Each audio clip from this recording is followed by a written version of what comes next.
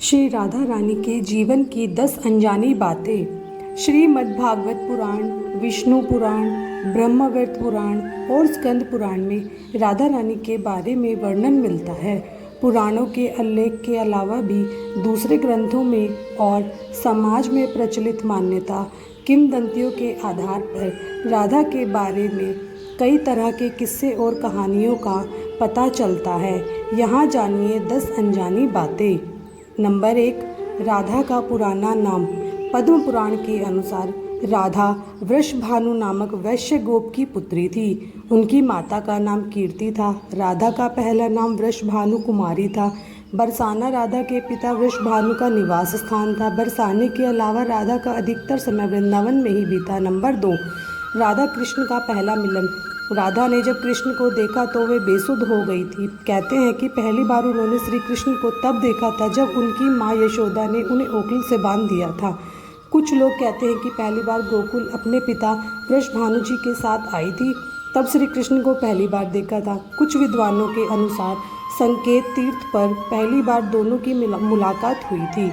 Number 3, पूर्व जन्म से तय था मिलना। ब्रह्मवैवर्त पुराण प्राकृतिक खंड अध्याय 48 के अनुसार और यदुवंशियों के कुल गुरु गर्ग ऋषि द्वारा लिखित गर्ग संहिता की एक कथा के अनुसार एक बार नंद बाबा श्री कृष्ण को लेकर बाजार घूमने निकले थे। उसी दौरान राधा और उनके पिता भी वहां पहुंचे थे। दोनों का वहां पहली बार मिलन हुआ। इस दौरान दोनों की ही उम्र बहुत छोटी थी। उस स्थान को सांकेतिक तीर्थ स्थान कहते हैं। संकेत का शब्दार्थ है पूर्व निर्दिष्ट मिलने का स्थान। मान्यता है कि पिछले जन्म में ही दोनों ने यह तय कर लिया था कि हम इस स्थान पर मिलना है। यहाँ पर राधा के दिन जन्मदिन यानी राधाष्टमी से लेकर अनंत चतुर्दशी तक के दिन मेला लगता है। नंबर 4, राधा कृष्ण का विवाह। गर्ग संहिता के अनुसार एक जंगल में स्वयं ब्रह्मा ने राधा और कृष्ण का गंधर्व विवाह करवाया था। श्री कृष्ण के पिता उन्हें अक्सर पास के भांडिर गांव में लेकर जाया करते थे। वहां उनकी मुलाकात राधा से होती थी। एक बार की बात है कि जब वे अपने पिता के साथ भांडिर बन गए तो अचानक तेज रोशनी चमकी और मौसम बिगड़ने लगा। कुछ ही समय में आसपास सिर्फ और सिर्फ अंधेरा छा गया। इस अंधेरे में एक पारलौकिक शख्सियत का अनुभव हुआ। वह राधा रानी के अलावा और कोई नहीं थी। अपने बाल रूप को छोड़कर श्री कृष्ण ने किशोर रूप धारण कर लिया और इसी जंगल में ब्रह्मा जी और विशाखा ललिता की उपस्थिति में राधा कृष्ण का गंधर्व विवाह करवा दिया। विवाह के बाद माहौल सामान्य हो गया तथा राधा, ब्रह्मा, विष्णु, विशाखा और ललिता अंतर्ध्यान हो गए। दरअसल इस वास्तविक घटना को अलंकृत कर दिया गया है। राधा सचमुच ही कृष्ण से बड़ी थी और सामाजिक दबाव के चलते यह संभव नहीं था कि उम्र में कहीं बड़ी लड़की से विवाह किया जाए। लेकिन यदि दोनों के बीच प्रेम रहा होगा तो निश्चित ही गुपचुप रूप से गंधर्व विवाह किया गया हो, इस बात को छुपाए रखे हो। नंबर 5, अंतिम महारास। राधा के परिवार को जब पता चला कि श्री कृष्ण की मुरली सुनकर उनके प्रेम में नाचती हुई उनके पास पहुंच जाती हैं तो उन्होंने राधा को घर पे ही कैद कर दिया। तब श्री कृष्ण ने अपने साथियों सहित एक दिन उन्हें रात में कैद से मुक्त कराकर उद्धव और बलराम सहित अन्य सखियों के साथ रात भर नृत्य किया। यह रात पूर्णिमा की रात थी जब महारास हुआ था।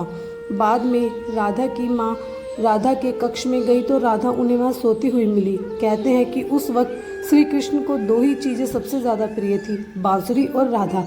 कृष्ण की बांसुरी की धुन सुनकर राधा ने जैसे प्राण ही निकल जाते थे। कई जन्मों की स्मृतियों को कुरेदने का प्रयास होता था और वह श्री कृष्ण की तरफ खिंची चली आती थी।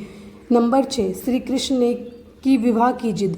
श्री कृष्ण और राधा में बहुत ही गहरा प्रेम हो चला था। ऐसे में श्री कृष्ण ने अपनी माँ यशोदा से कहा कि मैं राधा से विवाह करना चाहता हूँ। यह सुनकर यशोदा मैया ने कहा कि राधा तुम्हारे लिए ठीक लड़की नहीं है। पहला तो वह तुमसे 5 साल बड़ी है और दूसरा यह है कि उनकी मंगनी यशोदा के भाई रायण पहले से ही किसी और से हो चुकी है और वह कंस की सेना में है जो अभी युद्ध लड़ने गया है। जब आएगा तो राधा का उनसे विवाह हो जाएगा। लेकिन जब श्री कृष्ण, नंद और यशोदा दोनों ने ही नहीं माने तो ऋषि गर्ग ने उन्हें बताया कि तुम्हारा जन्म किसी महान लक्ष्य के लिए हुआ है। तब श्री कृष्ण को राधा को छोड़कर जाना पड़ा। नंबर 7, श्री कृष्ण ने दी राधा को अपनी मुरली। भगवान श्री कृष्ण के पास एक मुरली थी जिसे उन्होंने राधा को छोड़कर मथुरा जाने से पहले दे दी थी। राधा ने इस मुरली को बहुत ही संभाल कर रखा था और जब भी उन्हें श्री कृष्ण की याद आती थी तो वह मुरली बजा लेती थी। श्री कृष्ण उसकी याद में मोरपंख लगाते थे और वैजंती माला पहनते थे। श्री कृष्ण को मोरपंख तब मिला था जब वे राधा के उपवन में उनके साथ नृत्य कर रहे मोर का पंख नीचे गिर गया था, तो उन्होंने उसे उठाकर अपने सिर पर धारण कर लिया था और राधा के नृत्य करने से पहले श्री कृष्ण को वैजंती माला पहनाई थी। नंबर 8, वृंदावन है राधा का खास स्थान। कान्हा पहले गोकुल, फिर नंदगांव और बाद में वृंदावन में रहने लगे थे। वृंदावन में ही राधा के परिवार के लोग भी रहने आ गए थे। बस वहीं पर जन्मा राधा और श्री कृष्ण का प्रेम पनपा। विष्णु पुराण में वृंदावन में कृष्ण की लीलाओं का वर्णन मिलता है। मान्यता है कि यहीं पर श्री कृष्ण और राधा एक घाट पर युगल स्नान करते थे। यहीं पर श्री कृष्ण और गोपियां आँख मिचोली का खेल खेलते थे। यहीं पर श्री कृष्ण और उनके सभी सखा और सखियां मिलकर रास लीला करते थे। कृष्ण की शरारतों के कारण उनके बांके बिहारी कहा जाता है। यहाँ पर यमुना के घाट से भगवान श्री कृष्ण और राधा की कथा जुड़ी हुई है।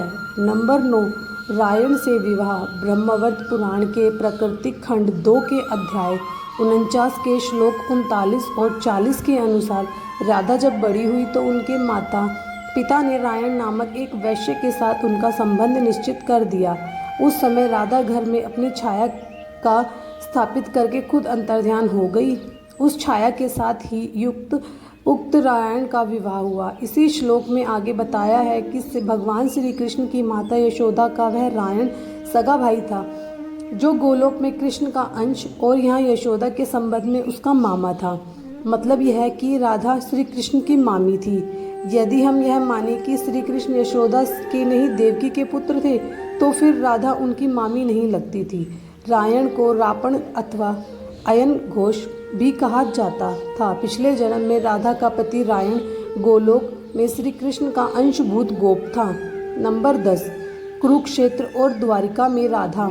जब कृष्ण वृंदावन छोड़कर मथुरा चले गए तब राधा ने उन्हें देखना और उनसे मिलना दुर्लभ हो गया। कहते हैं राधा और कृष्ण दोनों का पुनर्मिलन कुरुक्षेत्र में बताया जाता है, जहाँ सूर्य ग्रहण के अवसर पर द्वारिका से कृष्ण और वृंदावन से नंद के साथ राधा आई थी। राधा सिर्फ कृष्ण को देखने और उनसे मिलने ही नंद के साथ गई थी, जिसका जिक्र पुराणों में मिलता है और कहते हैं कि इसके बाद राधा और श्री कृष्ण की अंतिम मुलाकात द्वारिका में हुई थी। सारे कर्तव्यों से मुक्त होने के बाद राधा आखिरी बार अपने प्रियतम कृष्ण से मिलने गई। जब वे द्वारका पहुंची तो उन्होंने कृष्ण के महल और उनकी 8 पत्नियों को देखा। जब कृष्ण ने राधा को देखा तो बहुत प्रसन्न हुए। तब राधा के अनुरोध पर कृष्ण ने उन्हें महल में एक देविका के पद पर नियुक्त कर दिया। कहते हैं कि वहीं पर राधा महल से जुड़े कार्य देखती थी और मौका मिलते ही वे कृष्ण के दर्शन कर लेती थी। एक दिन उदास होकर राधा ने महल से दूर जाना तय किया।